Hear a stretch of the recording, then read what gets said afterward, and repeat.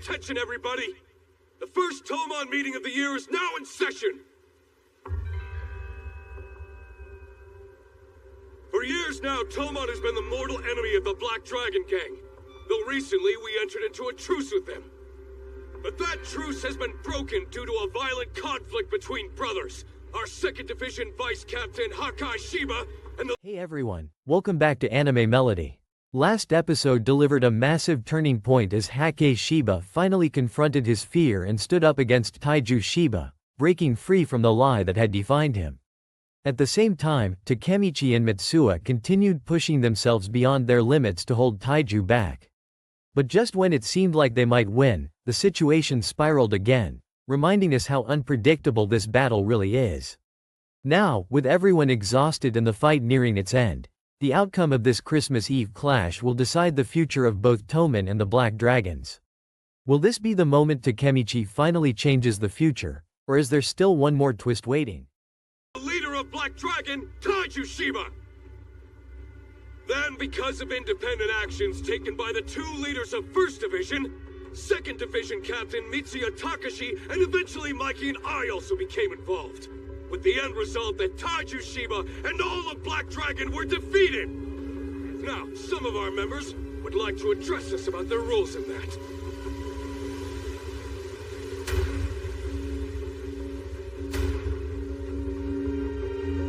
Come forward and speak! Hakai Shiba!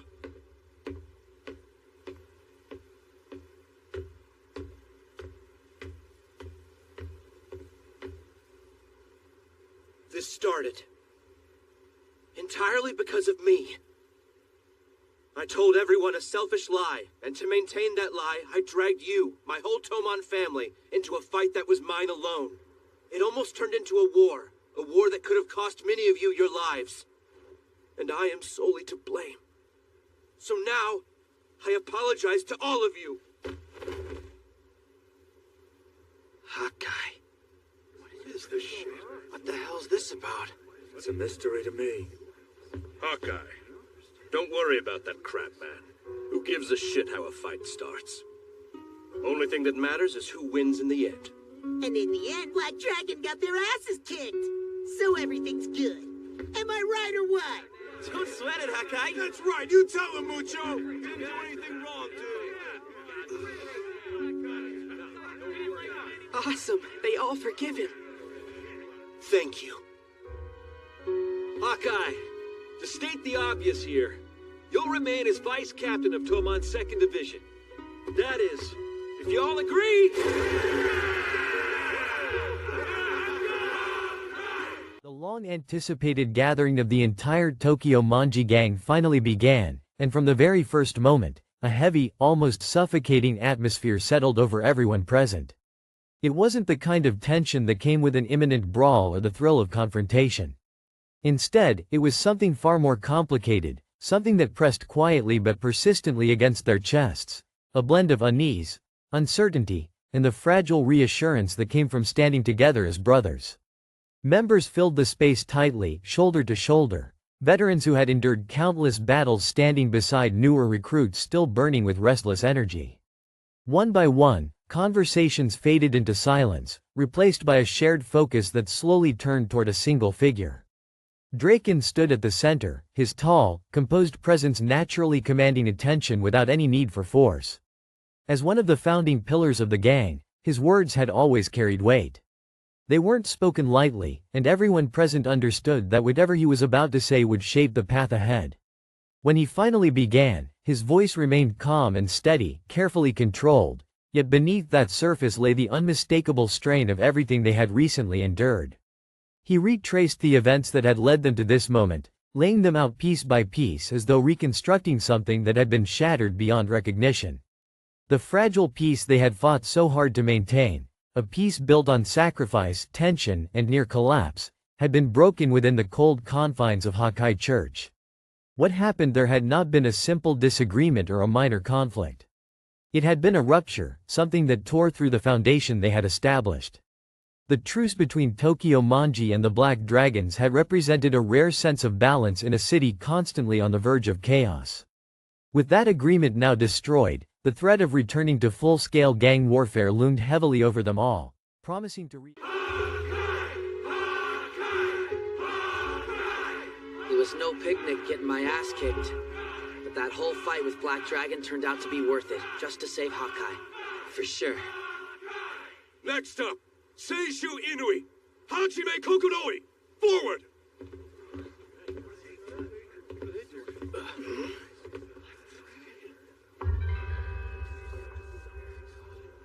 As you can see, I'm from Black Dragon. I'm Seishu Inui. I'm Hajime Kokonoi from Black Dragon. How did they get in here? Well, they won't be leaving alive. 10th generation Black Dragon leader Taiju Shiba has been forcibly retired from that position. Inui and I have taken over and now represent the 11th generation. Talking with Mikey has led us to a new agreement. Black Dragon will now become part of Tomon. The new members will be assigned to First Division's Takemichi Hanagaki. Got that, Takemichi? Wait, I don't... Shit. How am I qualified to lead all of those guys? I'm not. Mikey, wait a sec. Where's this coming from? They wouldn't join Tomon unless it was under you. All I'm doing is respecting their request. There's something suspicious about this.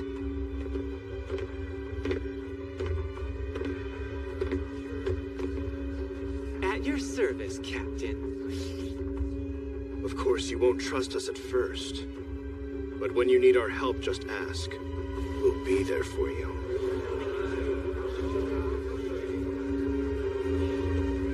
All right, quiet down! There's one last detail to take care of. Regarding the Christmas night conflict. Jeez, now what? Teta Kisaki, Yeah? you were expelled from the gang. Your Tomon membership is revoked. Man, that's brutal. Oh, come.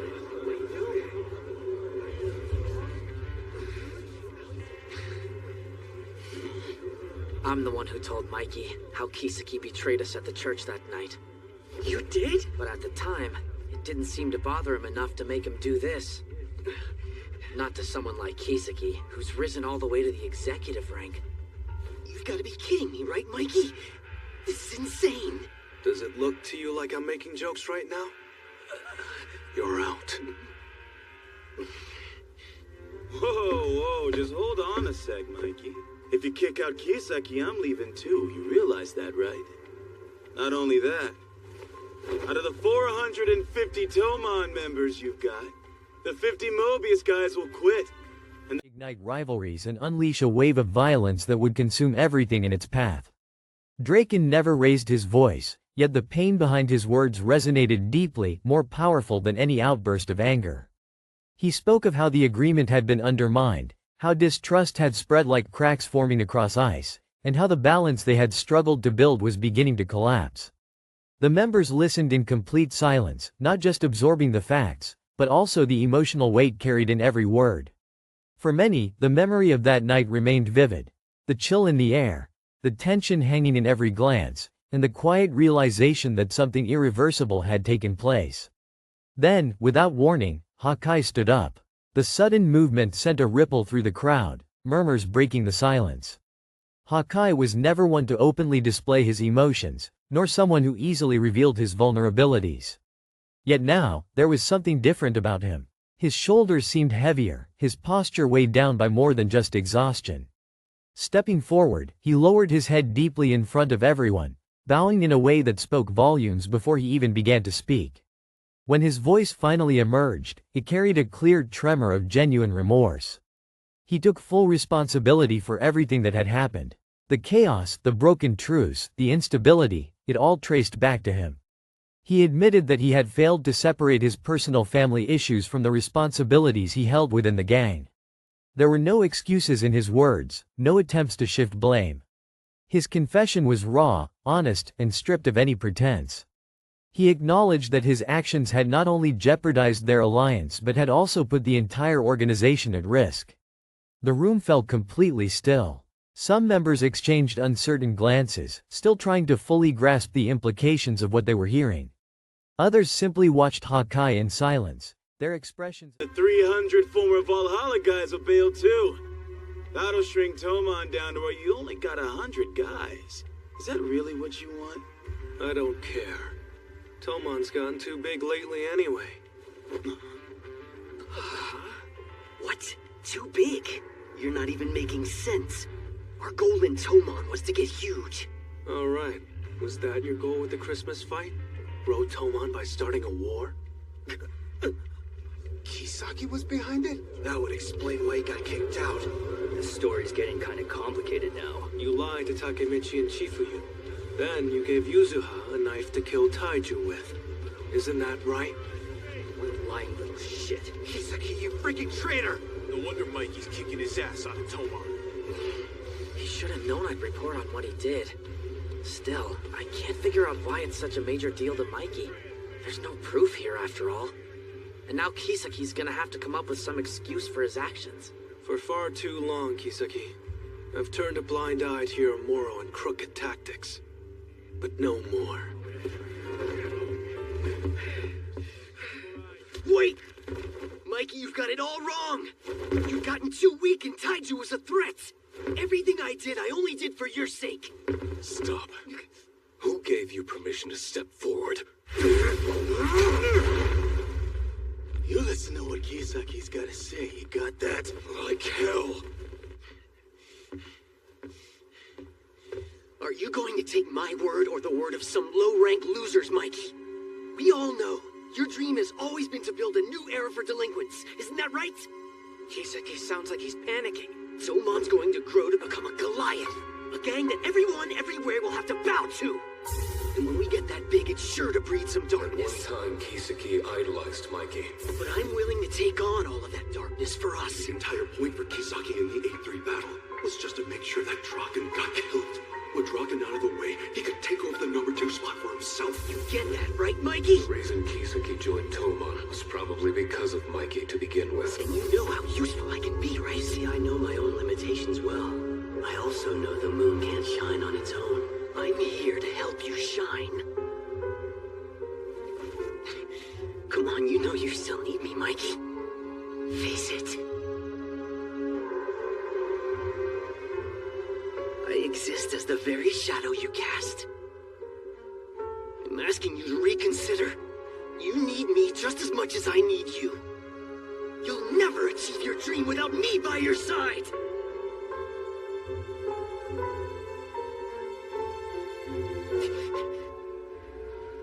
This feels weird to me. It feels like he's actually sincere about all this stuff he's saying. A mixture of surprise and understanding. His honesty was disarming, cutting through the tension in a way no argument could have. The Tokyo Manji gang had always prided itself on brotherhood, and in that moment, that spirit surfaced. Even though not every detail was fully understood, the sincerity in Hakai's apology was undeniable. Instead of allowing suspicion to grow, the members chose to stand together. They accepted his apology, not casually, but with the understanding that loyalty and leadership demanded resilience. Moving forward, rather than breaking apart under blame, became a quiet but powerful reaffirmation of what held them together. Matsuo then stepped forward, his expression calm yet resolute. Known for his level-headed nature, he had always balanced strength with compassion. After acknowledging Hakai's admission, he delivered his decision clearly. Hakai would remain the vice-captain of the 2nd Division. The announcement itself was simple, but its meaning carried tremendous weight. It showed that mistakes did not erase loyalty, that redemption was possible, and that trust, even when shaken, could be rebuilt through accountability. The agreement from the gathered members was unanimous, a silent but firm declaration that their strength lay not just in power, but in unity. But the meeting was far from finished. Draken then called upon Suzui, whose presence immediately shifted the tone once more. Suzui's report was direct and sobering. The once feared 10th generation of the Black Dragons, led by Taizu, had been completely crushed. Their structure dismantled and their power broken, their fall had sent shockwaves through the underworld. In the aftermath, an 11th generation had emerged from what remained, attempting to rebuild from the ruins of their legacy. The information settled over the room with a mix of relief and caution. A weakened enemy could present an opportunity, but it could just as easily create instability. Like he doesn't have an ulterior motive after all. You and I are through, Kisaki. There's no place in my dream for your darkness. Mikey.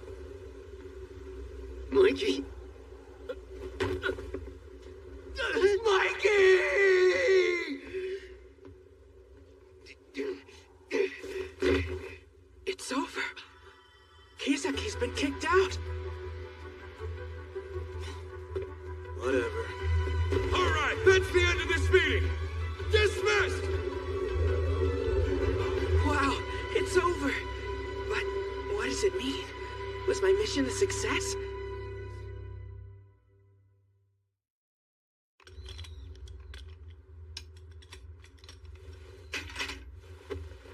Getting close to the end now. So how's it looking? Just a second. Yeah, that's it. I think it ought to start up now. All right.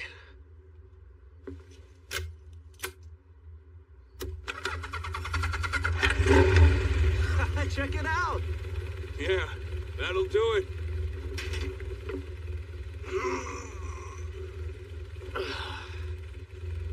Nice work! All right, I'll go get him and bring him back. Why? He's probably on his way here already. Why didn't you just wait? Because I can't wait. Like a little kid. Hey guys, what's going on? Just chill, you'll like it. Chifuyu, don't let him look yet. Don't worry, I won't. You guys are freaking me out. Park him right here. Oh, wow. All right, open your eyes when I count down from 5, okay? Here goes. 5, 4, 3, 2, 1. Ta-da! Whoa, that's nice. Yeah. It's a CB250T, but it goes by Babu. And it's the twin of my bike. It's awesome. My brother found both of them, this one and mine, one time when he was looking for parts. And they were in some shitty part of town, somewhere in the Philippines. The 2 bikes had been completely taken apart, but he found both of their engines, lying in a pile of scrap metal and junk, sad and abandoned. Whoa. Turned out, he only had enough parts to reconstruct 1 bike, and that was mine.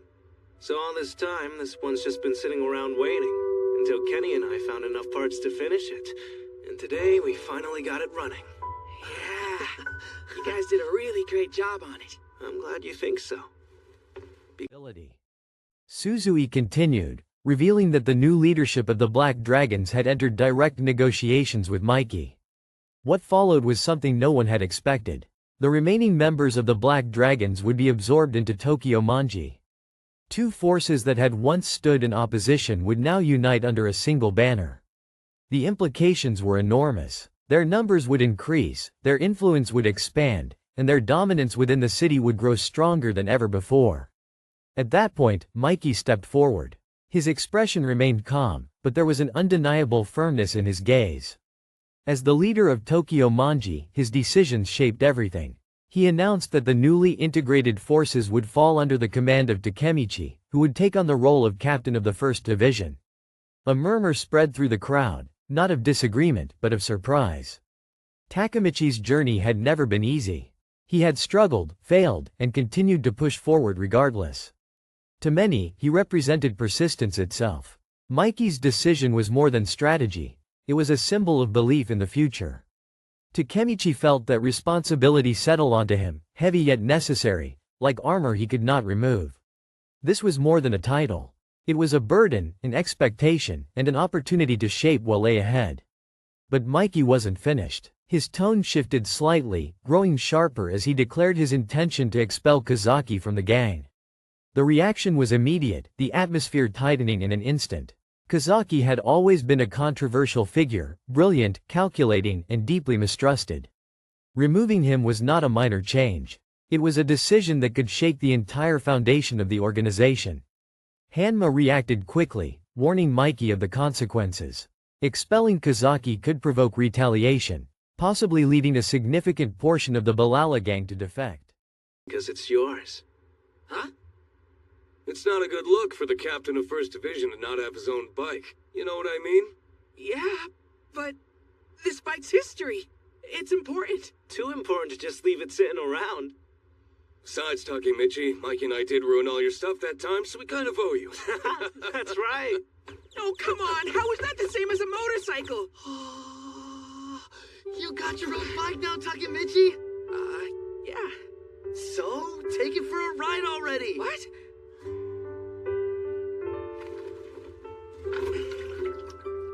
Well, go ahead and start it up. But how do you do that? Don't worry, I'll show you how. For starters, go around the block. No, Takemichi, you're revving the engine too high. You're still in first gear. You need to upshift. Huh? How do I do that? Back off the throttle and squeeze the clutch. Wait, which one's the clutch? I just told you. Oh! Not that one. I told you that one's the brake. Can you tell the difference between those? No, not when you just say this one or that one. Why don't you at least tell me left or right? Why are you getting so upset? Sorry. Okay, let's try it again. Shift up now, with your left foot. Okay, like this? No, that's the brake. They're all brakes. No, they're not. Jeez, what a bonehead. My brother sensed it was destiny. That day when he found these two engines, the sky in the Philippines was a suffocating gray. He was in an abandoned building with a caved-in roof full of scrap metal and junk. In all that rubble and ruin, he somehow found these two guys.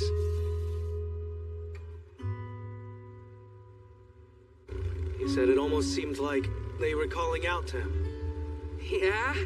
I'd like to go check out that place someday. Then let's go do it. Yeah, sounds great, Takemichi. You're not so bad. Thanks.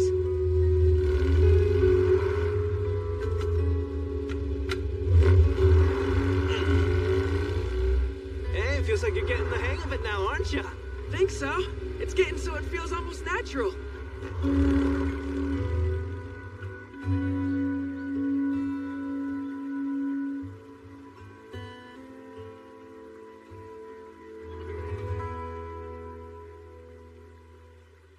What you thinking about, my friend? Oh, I'm just confused. Wondering what's gonna happen now, huh? Well, Kisaki and Hanma got the boots, so they're out of the picture. And with all the former Black Dragon guys under us now, our division's the biggest one in Toman. And even if Inui and Kokonoi do have an ulterior... Such a split could weaken Tokyo Manji from within, leaving them vulnerable. But Mikey did not hesitate. He acknowledged the risks and accepted them without wavering. In his eyes, the gang had grown too large, too corrupted. If it was to return to its original values of loyalty and brotherhood, it needed to be cleansed. Kazaki, he believed, was a poison that threatened everything they stood for. The tension reached its peak when Sake suddenly burst into the room, desperation clear on his face. He pleaded with Mikey to reconsider, to spare Kazaki. But Mikey's gaze remained unchanged. He already knew the truth, that Sake had been involved in orchestrating the events at Hakai Church on that fateful Christmas Eve. The layers of deception had been stripped away, leaving the truth exposed for all to see. The following day, the atmosphere shifted. Under Chifuyu's guidance, Takemichi met once again with Mikey and Draken. Despite everything that had happened, there was a sense of warmth in their reunion. Mikey and Draken presented him with a motorcycle, a gift that symbolized his new role. Draken joked that a captain without a bike would hardly be fit to lead. As Takemichi learned to ride, guided patiently by Mikey, the vibration of the engine beneath him felt alive, like the pulse of something new beginning. The wind rushing past his face carried both excitement and determination. Later, as evening approached, Takemichi and Chifuyu sat quietly by the riverside. The golden glow of the setting sun reflected across the water, stretching long shadows into the distance. In that quiet moment, Chifuyu gently reminded him of something unavoidable. Takemichi belonged to the future, 12 years ahead. Time itself was both his greatest ally and his heaviest burden. Before returning, Takemichi met with Naoto. Their handshake was firm and deliberate, a silent agreement between two people determined to change fate. Your motive. Taiju Shiba didn't die, so Kisaki's plan was a failure. Seems to me your mission here's over. You succeeded. So back to the future? Once again? Yeah, I guess so. Okay. This is goodbye then. After all, you belong 12 years in the future. Not in this time. 12 years in the future, where Hina and Akun are still alive. Yeah, but first... G for you! Thank you for everything you did! I never would have accomplished any of those things without you! I realize now that you're the best friend I've ever had in my whole life!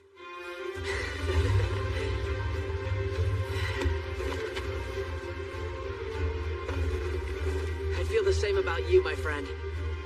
So let's meet again in 12 years. Time will go by fast, you'll see.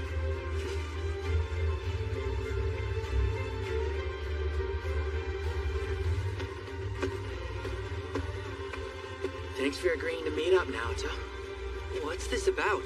You said you needed to talk to me? Naoto, Hina is in your hands now. Huh? I know this sounds strange, but I promise it'll make sense later. For now,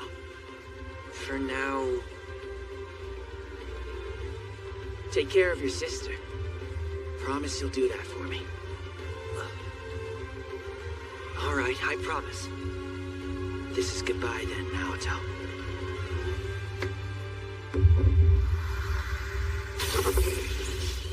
Before I left, of course, I'd met with Mikey and the gang one last time.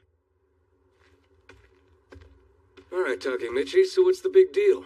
What'd you need to see us for? Kisaki is the enemy. Those were Baji's dying words to me that day. Then he said, Kisaki isn't the captain of 3rd Division either. Pa-chin is. Pa-chin. Mitsuya. Draken. Mikey. Kazutora. Baji called you. All of them are my treasures. Please don't ever forget what Baji was trying to accomplish! You have to stay strong, all of you! You can do it, Mikey. I know you'll build a whole new era. If you help me.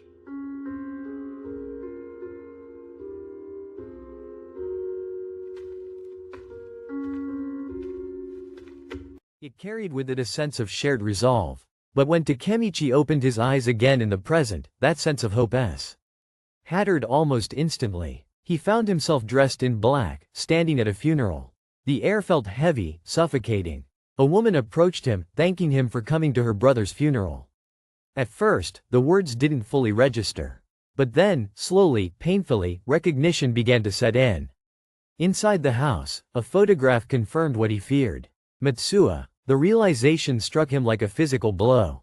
Mitsuha, who had always been steady, compassionate, and dependable, was gone. His absence left behind a void that echoed through every memory Takemichi carried. As the continued, Takemichi noticed Hanako, standing quietly despite her grief, showing a quiet kind of strength. Families like hers bore the heaviest cost of the conflicts that gangs created. Standing there, Takemichi felt the weight of his mission grow even heavier. Grieving alone would not change anything. Later, as he wandered through streets that once felt familiar but now carried an uneasy edge, Takemichi reflected on everything that had happened. The merger with the Black Dragons, Mikey's risky decisions, Kazaki's expulsion. Leadership was not just about courage. It meant navigating distrust, ambition, and pain all at once. That night, standing alone on a rooftop overlooking the city, Takemichi felt the cool breeze brush against him. Below, the city lights flickered like distant stars, each one representing lives connected in ways both seen and unseen. Tokyo Manji was more than just a gang. It was a family, bound together through loyalty, sacrifice, and loss. And as long as he retained the ability to move through time, Takemichi made a silent vow to himself. No matter how many times fate tried to tear that family apart, he would continue to fight to protect it. Damn it, why do you always have to make me cry? Okay, guys, I have one more thing I want to ask you. I want to get a picture of everyone. Why? What's the occasion? I can't tell them, but I'm never gonna see these guys again. Not in this time. Ah, come on, just for the hell of it. Moving close together for a minute. Ah, jeez. Have you guys had lunch yet? Yeah, lunch sounds good. Cheap for you. Okay, everybody, smile. Cut it out, Mikey. Okay, I'm setting the timer.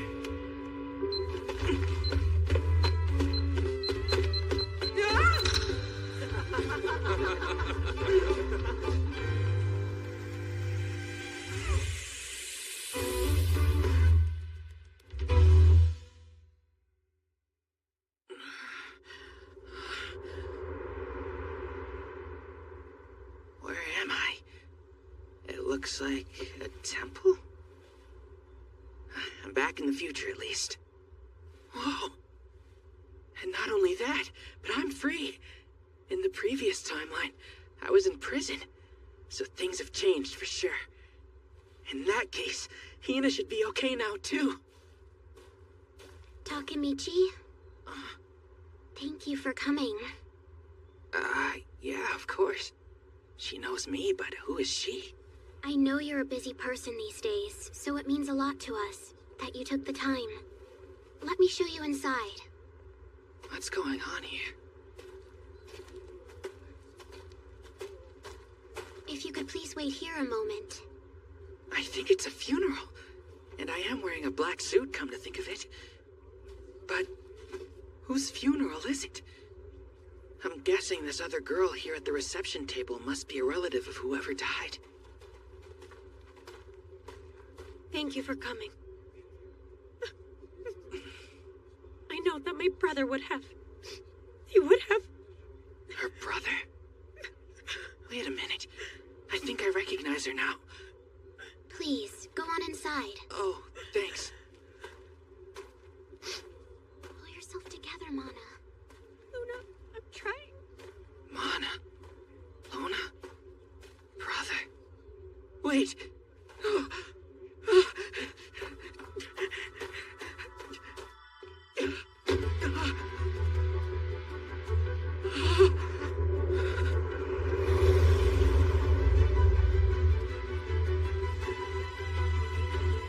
No, it can't be.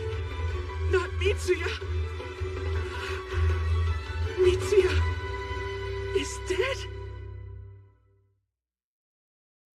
That's it for today's episode. If you enjoyed it or have any suggestions to help me improve, feel free to leave a comment below. I'd love to hear from you. Thanks so much for watching all the way through. Don't forget to like, share, and subscribe so you won't miss any upcoming videos. Your support means a lot. See you again in the next episode. Until then, take care and have a great day.